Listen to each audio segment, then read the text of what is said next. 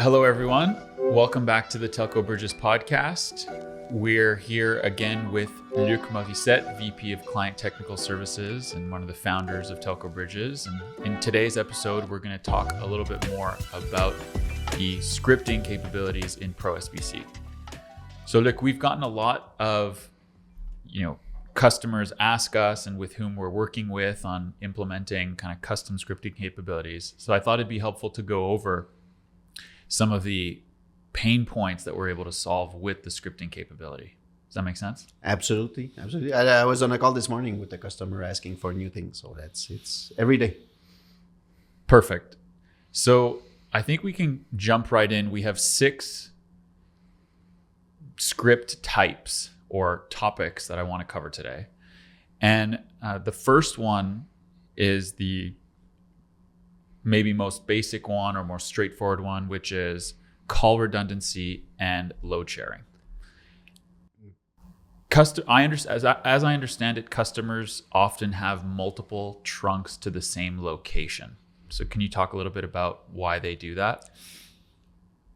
Different reasons. Of course, redundancy is always helpful because you can, route the calls to different endpoints. If one of them is down, or sometimes you just want to do upgrades, right? So when you have like 10 systems, you want to upgrade them one after each other, you just bring one down, the others will take the load.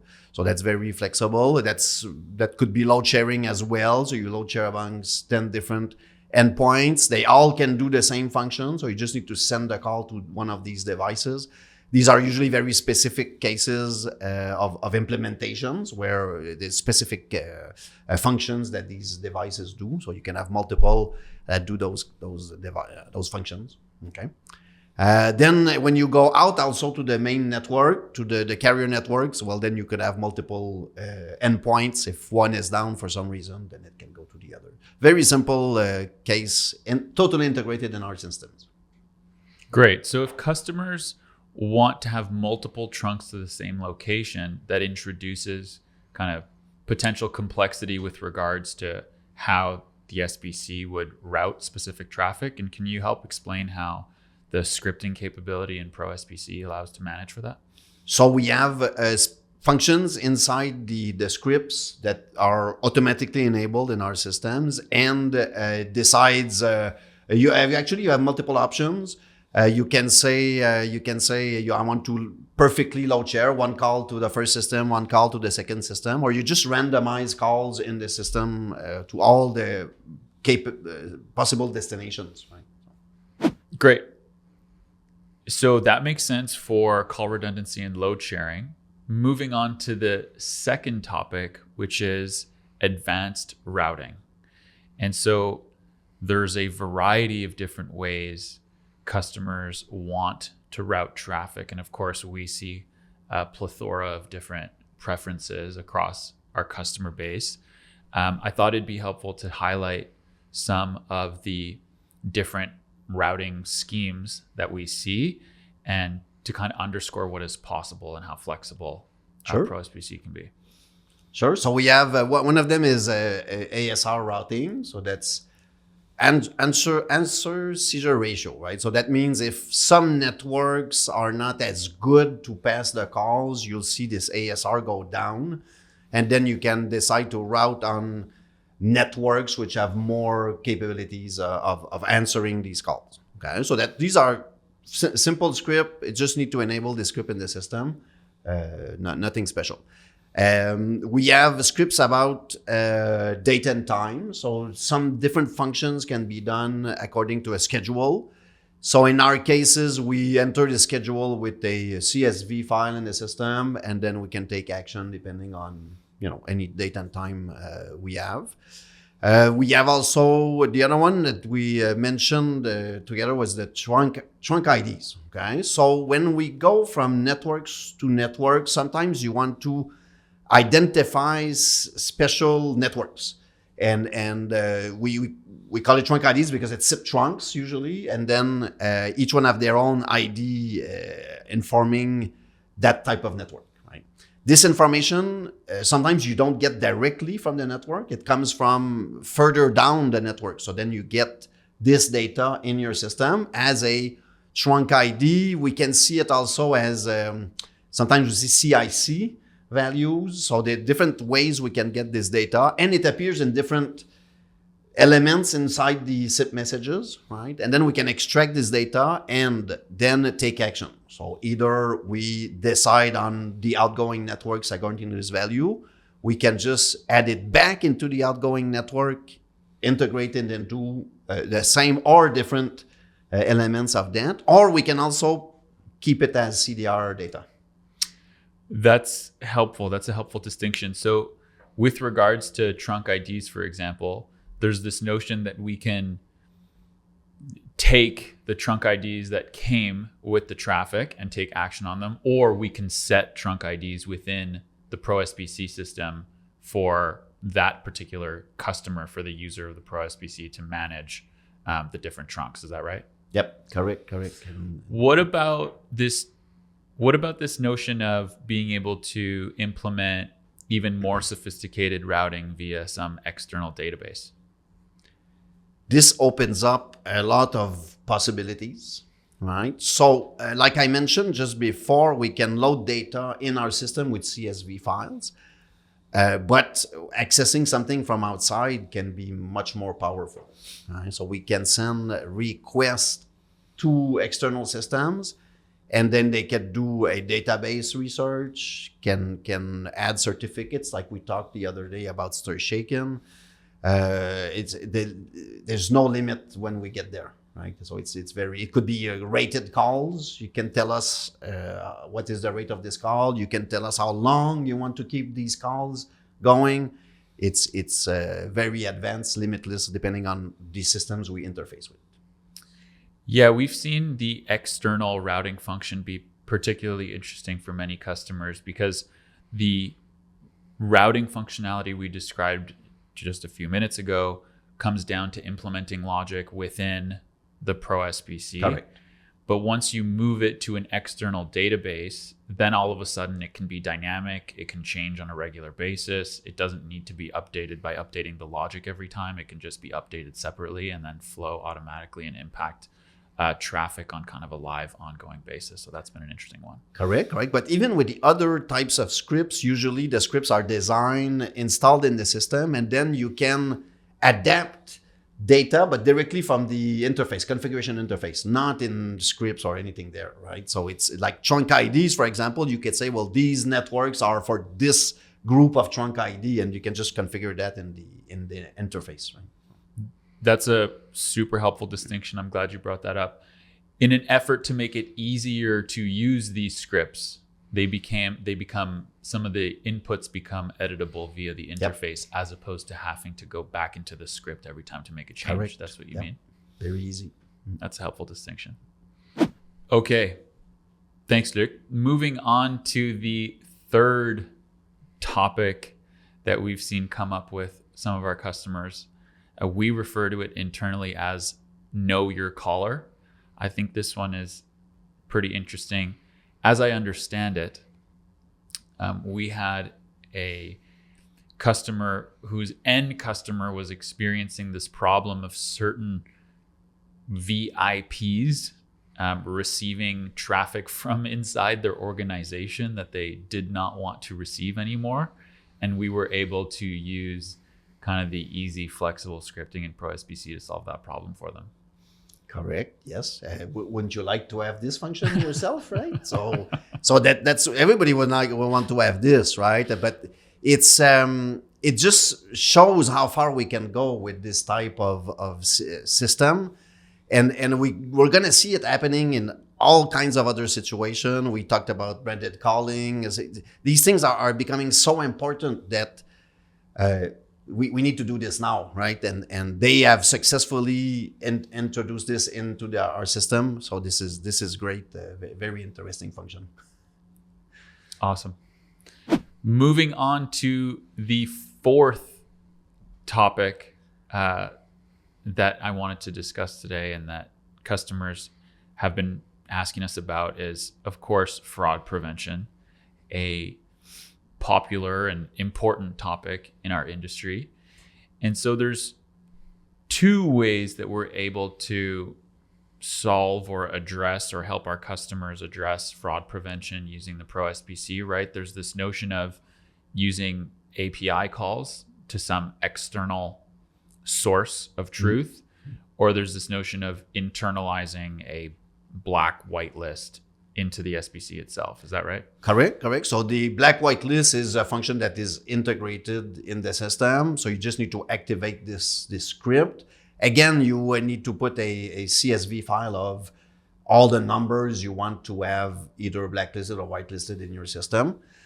So this is very simple to do, but it's not very optimized, meaning that you need to upload this file and you need to have another process maybe that updates the CSV file and uploads it to the system. So it's something that's a bit, let's say, not necessarily optimized. Okay? So using an external fraud protection system is really interesting. So then you can send to these systems and they manage which numbers, and this is a live system. So either customers go into that fraud protection system and add numbers there, and it's automatically, for the next call that comes in, it's automatically verified if these numbers are valid or not, because these fraud protection, these fraudulent calls are updating all the time, right? They're always optimizing their system. So we want to also be able to be as quick as possible to know which numbers should not be accepted in the system.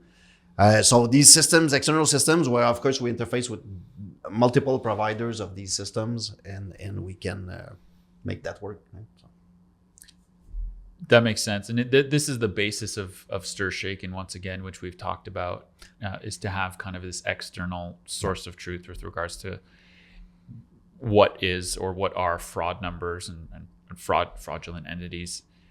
And just to make sure we double click on this, from the ProSBC system, it doesn't really matter what the external third-party service is, right? Because it's the same type of external API call that basically feeds the information into the session border controller.